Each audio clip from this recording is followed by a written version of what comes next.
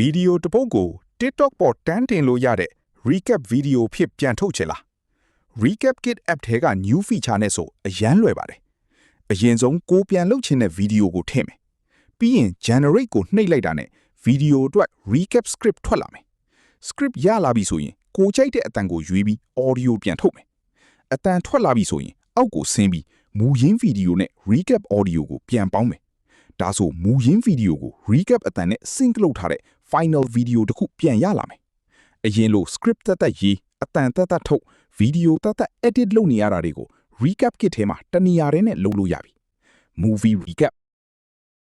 TikTok Video Facebook Reel တွေမြန်ထုတ်ချင်တဲ့သူတွေအတွက်အရန်အသုံးဝင်တဲ့ Feature ပါ Video တစ်ခုထည့်လိုက်တာနဲ့ Social Media ပေါ်တန်းတင်လို့ရမယ် Recap Video တစ်ခုပြန်ထုတ်ပေးနိုင်တယ်စမ်းသုံးချင် Telegram မှာ @recap ပြန်ကိုရှာပါ